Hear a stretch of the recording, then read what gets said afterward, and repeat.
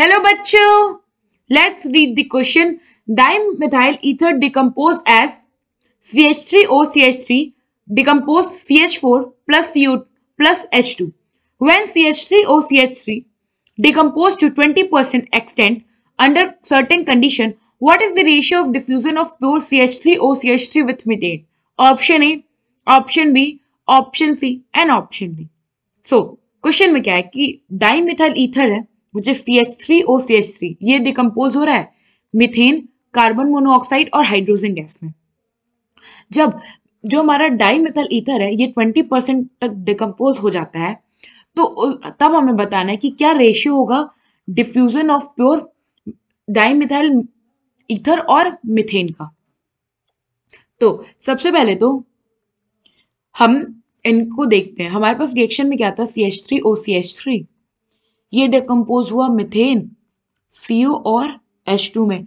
So initially क्या होगा, initially अगर हम देखें तो इनिशियली अगर इनके नंबर ऑफ मोल्स की बात करें तो हमने कंसीडर किया कि CH3OCH3 1 मोल है और मीथेन जो होगा 0 मोल होगा क्योंकि ये प्रोडक्ट है. फिर क्या हुआ, एट 20% जब डिकम्पोज होता है तो कितना लेफ्ट हुआ होगा. 1 का अगर 20% आप करो तो 0.8% जो है वो लेफ्ट हुआ और जितना डिकम्पोज होगा उतना ही तो प्रोडक्ट बनेगा, तो मीन्स 0.2% मीथेन बना ना. अब हमारे पास जो नंबर ऑफ मोल्स है CH3OCH3 ये है हमारे पास 0.8 और number of moles of methane हो गया हमारा 0.2. नाउ अब एज पर ग्राहम्स लॉ क्या कहता है कि जो रेट ऑफ डिफ्यूजन है, इसे हम स्मॉल आर से इंडिकेट करते हैं. ये क्या होता है, ये डायरेक्टली प्रोपोर्शनल होता है नंबर ऑफ मोल से और इनवर्सली प्रोपोर्शनल होता है under root of molecular mass. तो मॉलिक्यूलर मास अगर हम बात करें CH3OCH3 की तो ये कितना होगा, हमने लिया हमारे पास 12 into 2 क्योंकि 2 कार्बन है प्लस 16 एक ऑक्सीजन है प्लस 1 into 6 क्योंकि एक हम पे हाइड्रोजन है, तो ये आया हमारे पास 46. और अगर हम मॉलिक्यूलर मास बात करें मीथेन की CH4 की तो ये हो गया 12 + 4 विच इज इक्वल टू 16. ना हम ऐसे लिख सकते हैं कि रेट ऑफ डिफ्यूजन ऑफ